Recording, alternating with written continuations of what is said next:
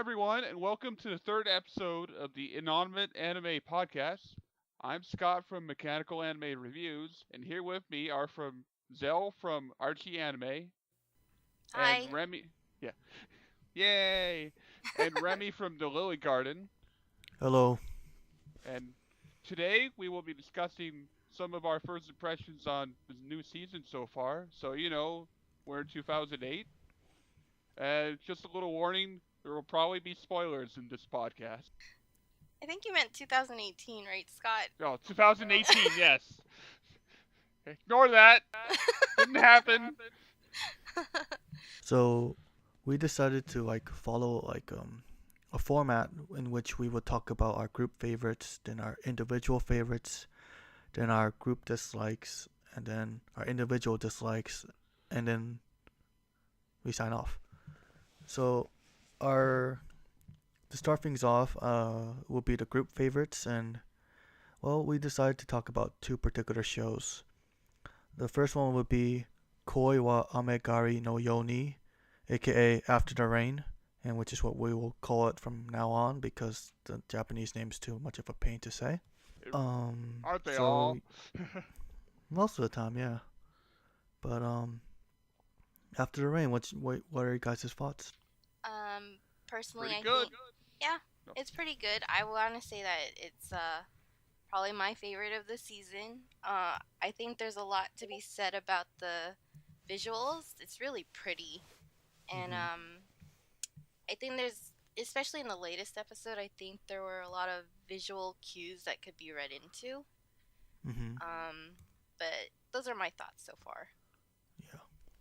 Yeah, I agree. I like how it goes through a lot of showing and not telling because that's kind of like our protagonist not really that outgoing for reasons that are explained in the series itself. So you kind of know what her mindset is and how she got there, and I think it's just a good thing. But anyway, in general, just like I just like how it shows and doesn't tell a lot of, and I kind of jealous because it's the same studio as well, Megan's Bride, and it looks a lot better, Uh despite huh. that being a fantasy series with a lot of world building things. Just a simple romance series. Like, why did they choose this choice? I don't know. Mhm. I also had a few thoughts. I think it's very interesting that we don't get to actually hear Akira's internal monologue at all. We just hear her what she says, and we have to interpret how she feels. We don't get any insight into her thoughts. But for the manager, Kondo Misami, we get to hear him muse about things in his thoughts, and his inner thoughts are a lot more muddled compared to what he says to Akira, uh, compared to his goofy facade that he puts out try to in order to seem like an adult, I guess, which is Yeah, nice, I guess. I Hmm. see that. Yeah, Yeah. it's almost like she doesn't really want to consider why she likes the manager.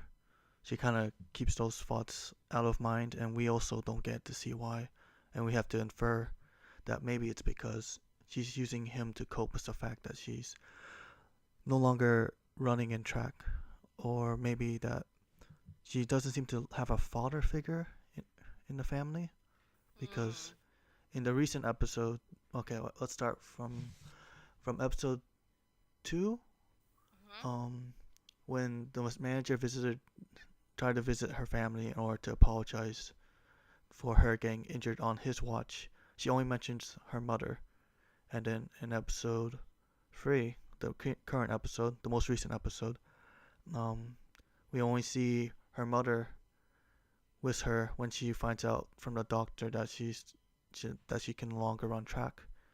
And then she only mentions her mother when she thanks the manager for the the soft jelly, I believe. Oh, the sweets that he dropped by when she was Yes. injured. Yeah. Yeah, Yes. I, So so it leads me to think that maybe she doesn't have a father figure.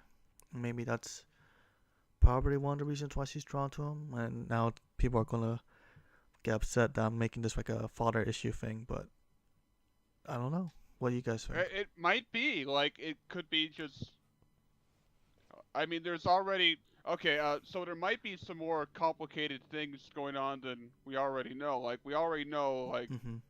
after the track, she was in kind of vulnerable spot after she was Mhm. had an injury. So that part of it, but I guess it's possible to infer that. You know? Mhm. Yeah. I actually didn't pick up on that, Remy. That's pretty Yeah. good. But yeah, we're not sure yet, and well, it's just exciting to see where the story will go, even though I'm not quite sold on their relationship yet. Yeah, You I know? mean, I think it's interesting also when they depict the manager when he's Mhm. thinking, because he imagines himself to be 17 again, right? Whenever Mhm. he's around her, and I'm just wondering what that's about. Like, does he wish he was younger so that he could? I feel like he's probably thinking about the fact that there is that huge age gap, right? And it'd be nicer to Mhm. be young because then he sees that classmate of hers, right, that took that job. I find him hilarious, by the way. Uh, Mm. but yeah, like he could see himself in that guy also. In that was Yeah. that the first episode or the second episode? That was Or the first episode. oh, Yeah. okay, Yeah. And he kind of has little flashes of that here and there further out. yeah. Mhm. Yeah. I think there's a lot to be said about the show, and we're I'm just like looking covering it. forward to it. So I guess we'll move on to the next show, and it's Mira no Kaikata, aka the one with the tiny mummy. Yeah, the one with the tiny mummy. Mhm. I So think cute. that shows like the cutest one of the season, just because it's just I don't know, it's just such an easy watch, and it's like sorry, It's all good. Don't worry about it. I don't know. There's just something appealing about it, especially the fact that it's more of like a gesture thing coming from the mummy versus it actually speaking, you know. And we have to Yeah, it's yeah. go ahead, Scott. Oh, no, sorry. Like, uh, for me, it's like, well, it's very much like a pet owner's kind of anime. Like, like if you already have a cat or a dog, you're probably going to really fall for this show because Yes. that's kind of like exactly how you feel towards a normal pet. Like, I love Mhm. this pet and it's so adorable. Like, that's exactly how I feel about like my pet dog. Like, so I kind of like putting those feelings towards the mummy in some sort of way. Mhm. Yeah. Not really the most complex thing, but like, yeah, easy favorite. Yeah. Very Mhm. easy favorite. I'm a bit odd one. I'm the odd one out here. I mean, I don't have anything against it. I think it's a cute show. It's in a very inoffensive, but I'm already watching a lot of shows that kind of use cuteness as like an incentive to watch, and I dropped it. But I have no hard feelings. It's just it couldn't work out between No. me and the show. You know. I'm sorry, we'll have to go through divorce court now between you Yeah. and the show, and just Uh huh. somebody They're will gonna have take to half my put money. money. Yeah, just Oh. how it works. Mhm. Yeah. So I'm up next, right? Yes. Mhm. So I've selected a few favorites of the season that I want to talk about. Uh, First one is continuing from last season is March Comes in Like a Lion season 2. And honestly, the first season for show was really good, but this time it's had a lot more emotional appeal to me, especially with the whole Hinata and the bullying arc, because it's so realistically portrayed, and Studio Shaft just putting every single ounce of direction and color direction and so many things to really sell the series.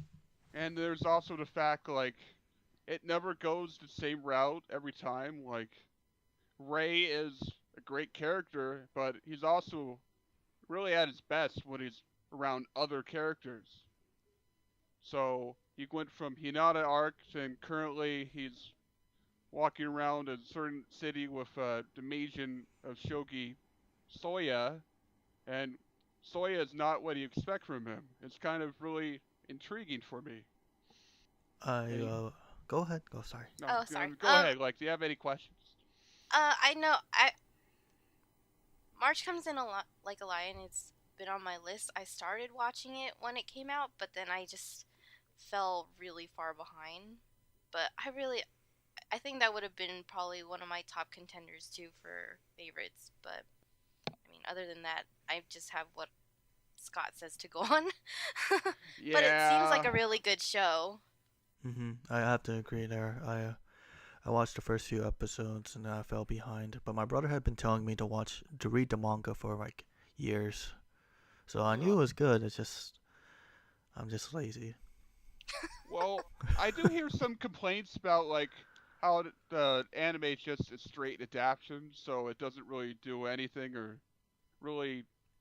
It just goes from one chapter to another without any adding nuance to it. But I don't know. I'm not a manga reader.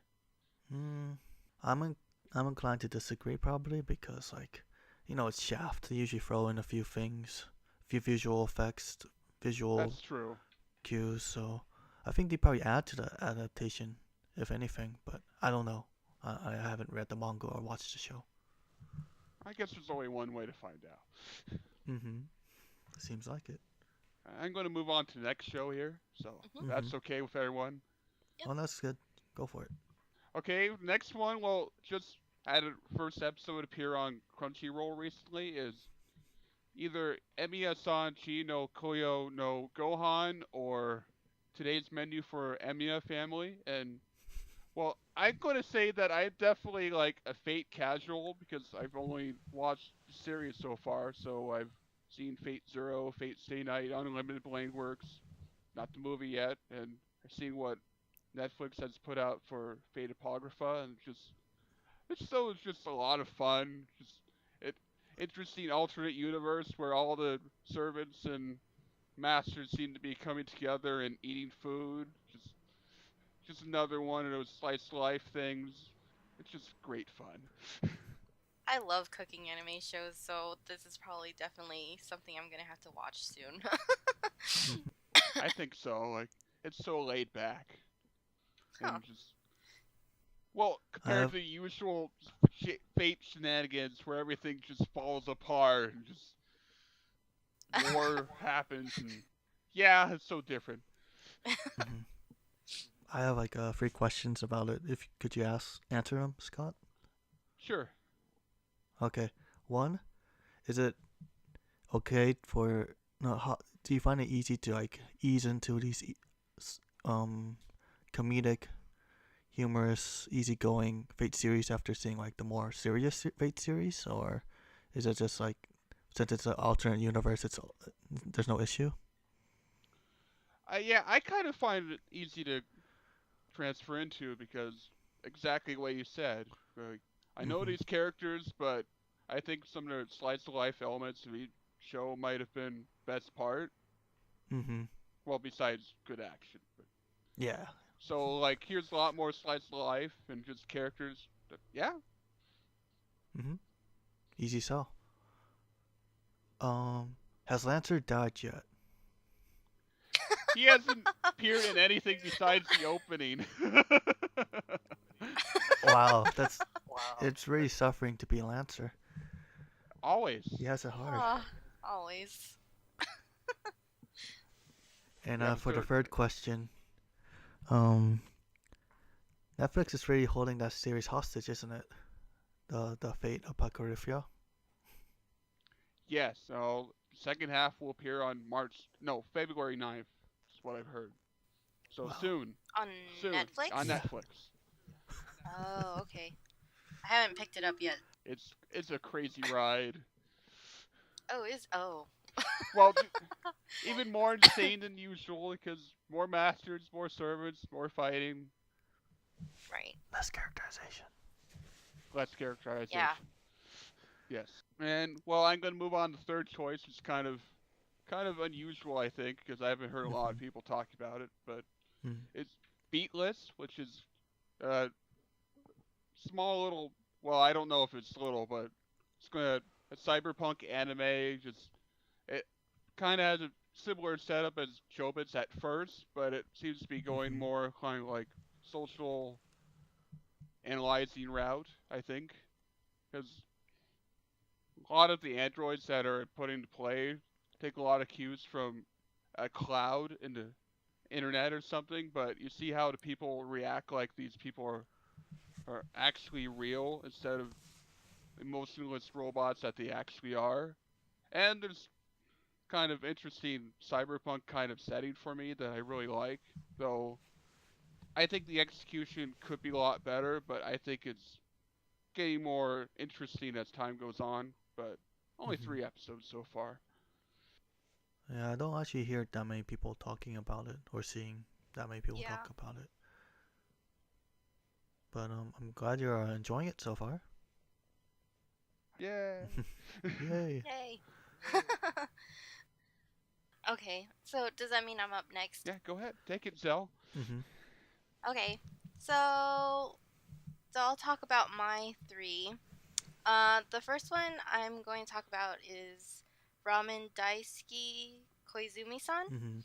Um, or Koizumi-san likes ramen. And as mentioned earlier, when Scott was talking about fake cooking, I really like uh, food animes, um, especially when it comes to ramen. So this one was right up my alley.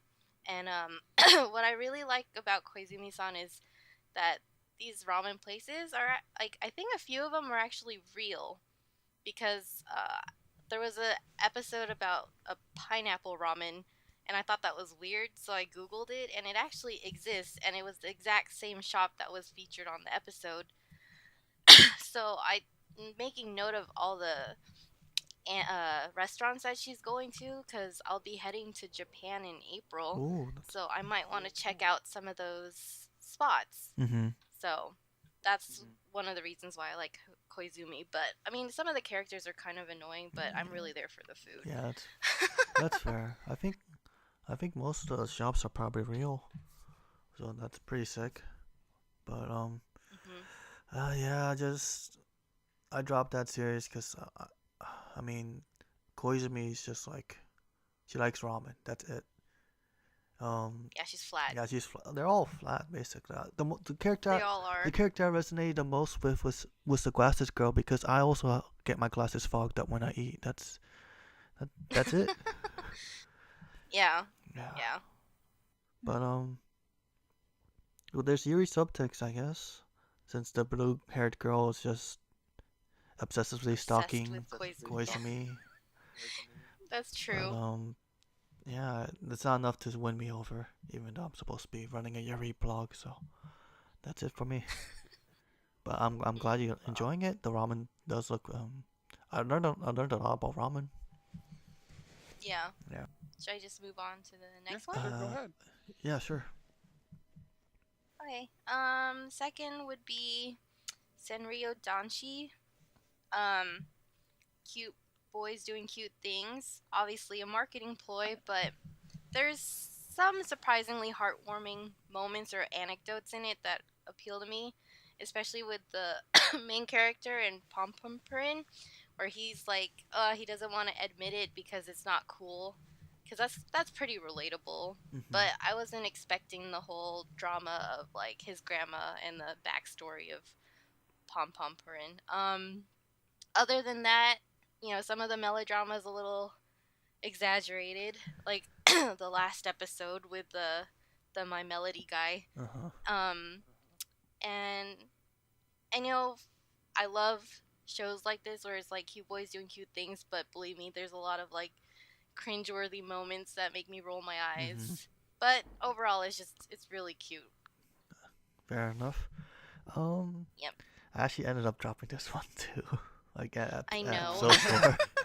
For like I guess like Kota being hesitant to accept his love for Pom Pom Purin out of guilt for how he treated his grandma. That's fine. Okay, 2 episodes on that. But Yeah. like the My Melody, you and his sister situation, episode 3, Yeah. that was very just like you said, it was very melodramatic, and Hmm.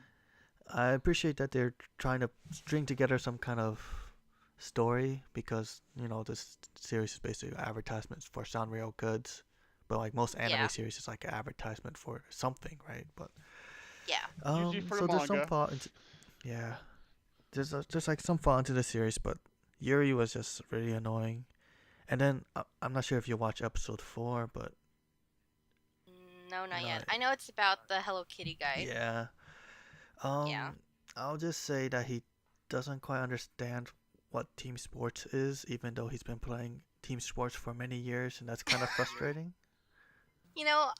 Mel was telling me this yesterday. She was telling me that I don't know if you watched Kuroko no Basket, right? Yes. Well, I read She it. I was read it, like, but okay, because she basically said that he Shunsuke, is that his name? yes. He Is that it's like? pretty much like an Aomine Yes, I can like see it. moment. Yep. Mel Yeah. would know. Yeah. She would know. She's an expert. Yeah. But yeah, that wasn't that had me thinking like, did he headbutt the soccer ball a bit too much? Like, did he suffer some concussions? Why did he forget that teamwork's important? Oh no, it was very Especially for soccer. yeah.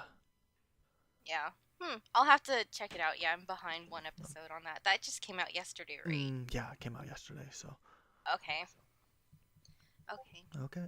And then the last one is Hakata Tonkatsu Ramens. Mhm.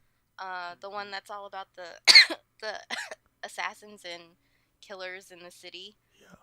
Oh, I might have to actually This one's watch interesting. this. I've heard things, but go ahead. Sorry. No, it's fine. I think it's an interesting concept. I was really surprised by the main character. I totally thought that was a girl until he was, that opening scene. And then, overall, I think there's a lot of intrigue because it seems like there's a lot of things happening behind the scenes and a lot of paths are starting to cross and overlap. And part of me feels like, it's similar to Durarara. I don't Okay, know if I you was guys about to ever ask watched about that Mhm. because It's I've seen you I on would Rah say yeah. Rah. Yeah. So I like that show, and I think that's what this is kind of starting to feel like based on the 2 episodes. I know the third episode is out, right? So, Yeah. yeah. But yeah, those are my 3. Mhm. I really like that series actually, even though it has some goods and some bads associated with it. I'll start with the goods, I guess. Um, Mhm. like about Lin, the male crossdresser. I Yes. like how he's portrayed. Some may say he's just filled with rage and he's always angry, like Eren from Attack on Titan. But I feel like he actually thinks things through, even though he does kind of tunnel vision on killing the person who probably Mhm. I won't I So, don't want to kill his sister, would basically. you say that he's like a Bakugo then? You know, Yeah, yeah. He's skilled Yeah. for sure. Mhm. Um, yeah, I can see that. Well, yeah. Yeah. I can kind of see that too. hmm Yeah. hmm, I But feel like I need to watch this series before after this. I would recommend it. But All right. Yeah. I did so like he cross dresses and that's actually kind of important. Like, well, I'm not sure if it's important, but it's notable because a lot of male cross dressers in anime are kind of played off for comedy, and this is like something he just likes doing, and people are shaming him for it, but it's just what he likes doing. It also Mhm. makes Mhm. assassinations a little easier, but um, well, yeah, like back in 2017, off the top of my head, there was a male crossdresser into an angel break, and he was played as off for comedy.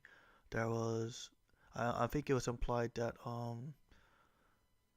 the nice little the nice person in the level 2 for Made in Abyss is actually a guy being forced to cross dress.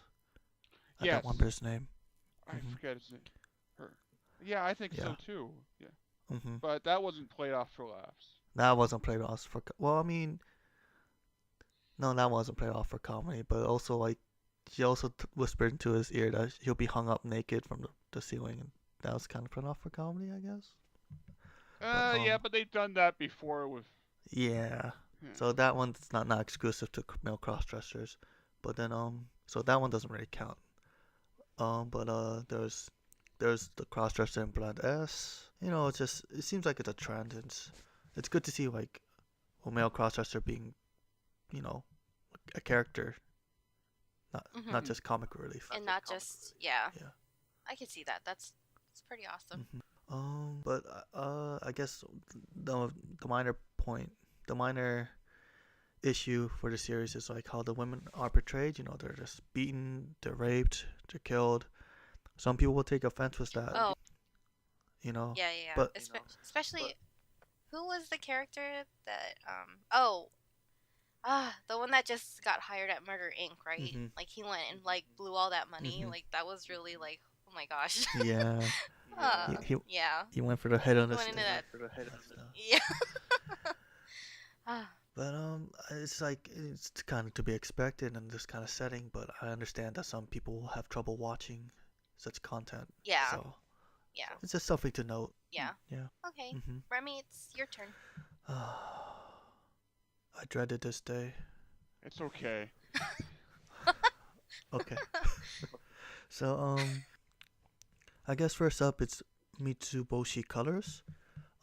It's basically about 3 girls running around town causing mischief, and they get along well with a police officer who's basically their arch nemesis, and this old guy who runs a shop called Pops. And it could have gone like the low effort route and just gone for like sexual jokes. And even now, if you say like, "Oh, I like Mitsuboshi Colors," people might try a joke and say you're into little girls. But it's wholesome fun. It's good comedy.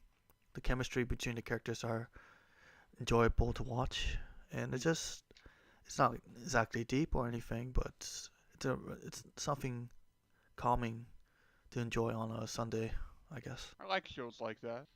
Yeah. Yeah, it's also pretty funny. Oh. That's something I'll note then to look into for this season also. Yeah. But other than that, it's just like another cute girls doing cute things show, I guess. But to each their own, right? Yep. Yeah. Yep. Definitely. And speaking of which, that would also apply to the second show I'm about to talk about, Sorayori Motoi Basho, otherwise known as A Place Further in the Universe. That's also a cute girls doing cute things show. The premise is about a group of girls joining a civilian expedition to Antarctica, and I think this final episode's where everything started coming together. It had been like there from the start. The whole themes about like friendship, pursuing goals, trying to make. Hang on, sorry, got interrupted. But it all came together right in this episode, and we got to see the characters, like interact and all that stuff. I guess the biggest point of contention is whether or not you agree with whether or not these girls are making the most out of their youth. I mean, some viewers might feel like I didn't feel like I had to do something crazy when I was a kid, when I was in high school, to make the most out of my years there. So there might be some disconnect if you watch the show and these girls are saying those kind of things. But other than that, I think it's enjoyable. It's like a journey, which makes it a little different from your usual cute girls doing cute things shows. That's what I like about it. But yeah, I think it's enjoyable. It's very they pay attention to like visual storytelling. Like they make use of negative space a lot. Ooh. Yeah. Okay. So like you can see like how the characters, like how they're framed in the screen, and how the backgrounds like kind of convey like maybe they're feeling doubtful, maybe they're feeling anxious. Because like in the first episode, there's a lot of like shots to Maki's feet, and just she's kind of comes across as being anxious, and she is anxious. She doesn't know. She's worried she's wasting her life away. and stuff like that. I always like stuff like that. Like reminds me of a lot of Showa and Roku where they did the same thing and just yeah, you can tell this person is nervous. You don't have to really tell the person doesn't have to tell you that they're nervous. They just Hmm. are. You can feel it. And yeah, same way with this show. I definitely see all that too. Yeah, a lot of showing, not telling, which is great. Yeah. Yep. Oh, I like that. I'll have to check this one out too. Okay. I'm sorry, I'm winning you over with every show. It's not very. It doesn't take much to win me over sometimes. That's fine. Yeah, uh, it's fine. Geez. Okay, I'm gonna sound super repetitive. I also liked So Start, which is another cute girls doing cute things show. Kind of your Uh, thing. Yeah, it kind of is. Yeah. Um, I guess for a while I kind of didn't really see. I didn't feel like the premise was strong enough to stand on its own because it's basically about a girl who she got the mumps and then she couldn't take the entrance exams to high school.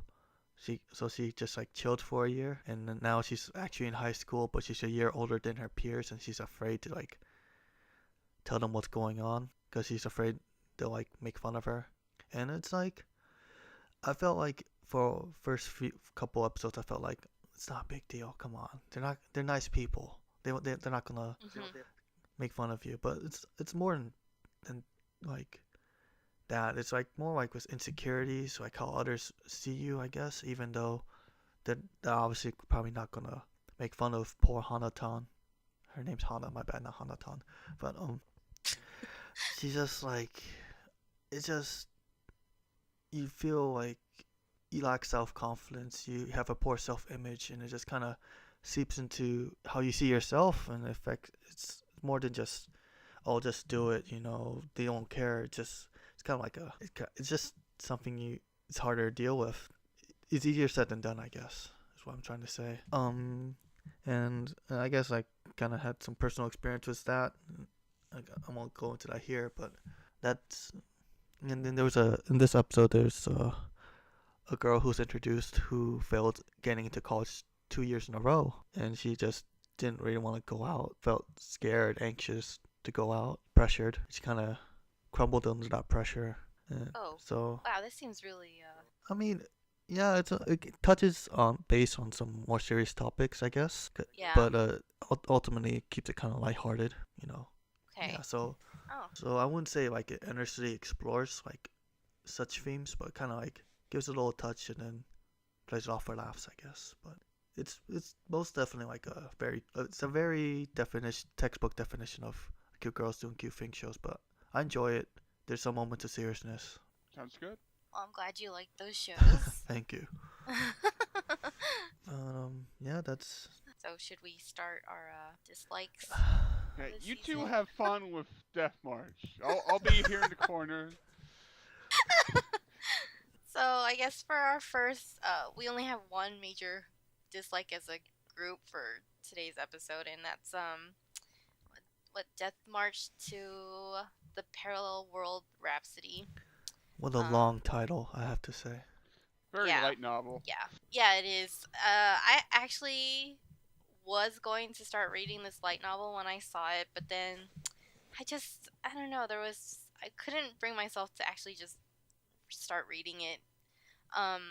For me, I started it and I was just like, okay, at least I can watch the anime, and if I really like it, maybe I'll get to reading it. But that I don't think is enough to get me to read the light novel either. Personally, I find the MC to be so boring. He's so boring, and also there's some of the animation too. I feel like it's so flat. Yeah. Also, like there's not enough depth to the characters in terms of aesthetics. Their faces seem really flat. Like it's not really developed like 3-dimensionally. If that makes any sense. I can see that. Yeah, but those are my. It's just frustrating to watch him. Like he just. Yeah. Can't. I could totally agree with what you're saying, but I've also got like. So I agree, but I got also more bones to pick, Right. so it's just like gonna be like Go for it. All right. So I kind of dislike how the series is putting so much effort in like covering mundane tasks such as eating or like paying for stuff. It's just like, why do we want to sit down and just watch him eat and describe the food he's eating or like pay for something? Oh. It's kind of like, sure, it's very realistic. You gotta do those things Uh-huh. in real life and in a game, but it just Yeah. kind of come across as, Why would you want to see it yeah, as animated? I guess. Okay. Yeah, but I mean, Oh. I say that, but then I'm watching cute girls doing cute things show, so maybe that's not fair. But but What? but I guess I won't budge on the main character, which I agree is boring. But he also kind of comes across as sexist, you know. Kind of he like when he visited an inn to get like a room, he's just Yes. like, oh, if that woman was a bit skinnier and younger, I would have probably. Oh my It's god. just Yes, I was. Yeah, when he said like, "Oh, if she was just like 10 pounds lighter or something," like I'd be into that. I was like, "What the?" I was like, "Are you serious?" yeah. I can't believe I forgot that. But yeah, I remember that sticking out to me. Like, oh my god, Mhm. really? Like that's okay, Yeah. I guess. Just comes across as like a. Pretty much. Oh. Oh. They'll Okay. censor it out. What can censor out? But he comes across as like a playboy, I guess. And even though Yeah. he's shown to help kids out, Right. oh But I mean, is that enough to redeem that side of his personality, though? You know, yeah, like it's also like this and that, you know. It's like, okay, he helps kids, but he also treats women poorly in his head, you know. yeah. I also have a problem with just how overpowered they made him. Mm. I know there's. I got into. I was complaining about it. I think to Mel about how he got his powers and stuff, but you know, I just because didn't he write that code that was put into the I program? believe he did, yeah. Yeah, that's why I was just like, okay, well, if he's just gonna, you know, and then I don't know, I can't deal with him. Yeah. But I'm still gonna watch it because I don't drop shows. So, did you drop it, Remy? I did drop it. I mean, Okay. yeah. I mean, I kind of want to see like how they get out of the predicament they're in episode 4, but it's not enough, you know. Yeah. So, Scott, you had some things to say about Grand Crest, I believe. Yes, I feel like all these 4 episodes were kind of a waste of time because, like, it was extremely fast paced and action focused at first, and then had some political stuff, background, yada yada, and then episode 4 ends and like our main protagonist is at the same spot that he was in the beginning of episode 1, so it felt like everything that happened is just a big waste of time. Along with like a lot of the animation kind of went very inconsistent with some good action here and then very badly choreographed and animated stuff on 30 seconds afterward. It's just yeah, not much to really say besides that. So, is that probably one of the? Are you dropping this show or have you dropped it? No, I'm going to stick with it, I think, but because it's 24 episodes and I kind of want to see where it goes. Oh my god. Yeah, right? Same with you and Death March, I guess. You guys are troopers. Very impressive. Sometimes it really needs to Yeah. be something like something really angry or something wrong to really make me drop it. I feel you. Yeah, I what guess- about you? I guess I'm talking about the show. I just like. Well, I mean, I've dropped like maybe 5 shows already, but I guess the show I have to talk about is probably Citrus because I run a Yuri blog, and I was like, I was reading the manga. I've been reading the manga for a while now. I think I stopped reading maybe around mid 2017 or something. But yeah, I was never really a fan of Citrus. It's just it's mainstream, it's popular, and um Yuri Yuri media usually doesn't get like super like popular like this. So I wish I could like it, but it just kind of portrays it doesn't portray like a healthy relationship. And I kind of feel a little disappointed about that this is the series that gets popular because there's a lot of Yuri manga series that would have like been better in my opinion, like Kasi-san, I guess, for instance, which got like short a short clip video a couple months ago.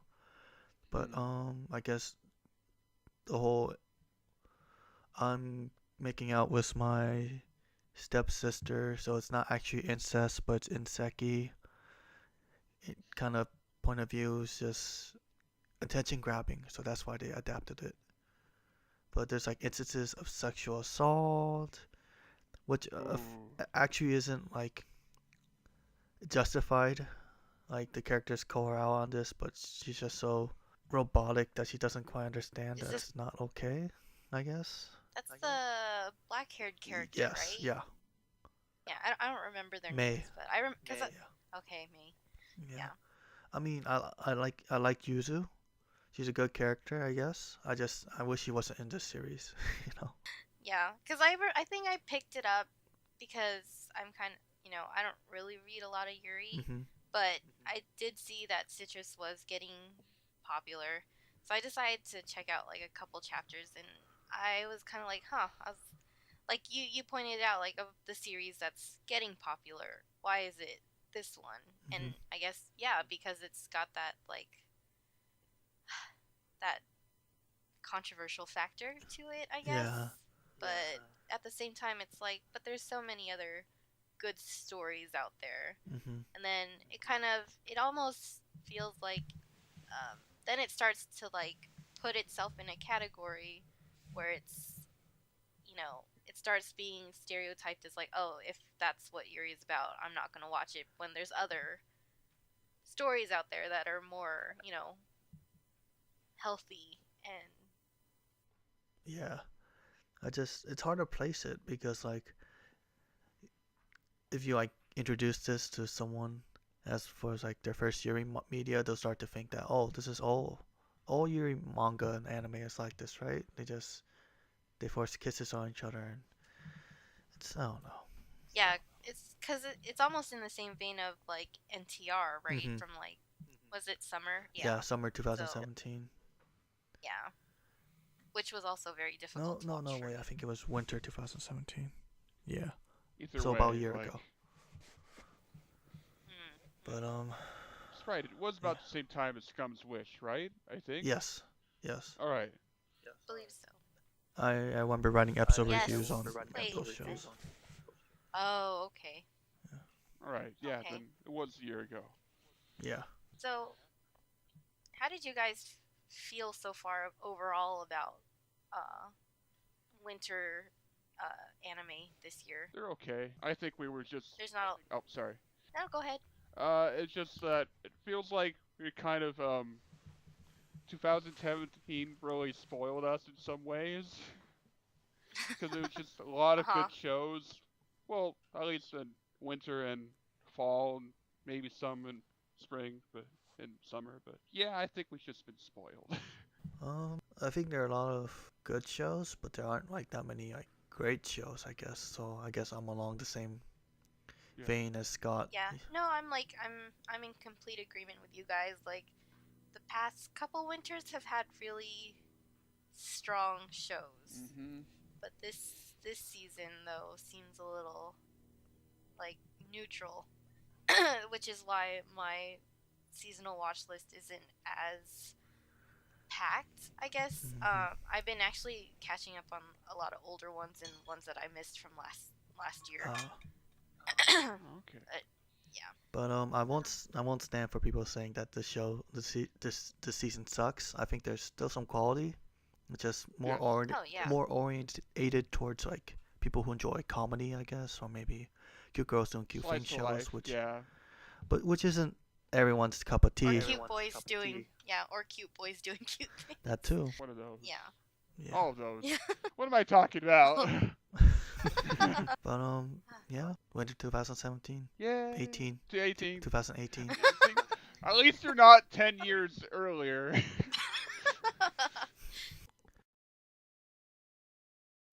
Oh yeah, sure.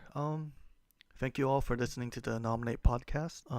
This was episode 3, and we talked about seasonal anime, winter 2018, and the winter 2018 anime season, to be more specific. And I hope you will all continue to listen to us ramble about anime and nonsense. And I hope you all can just continue to support us as we continue with our nonsense. Thank you.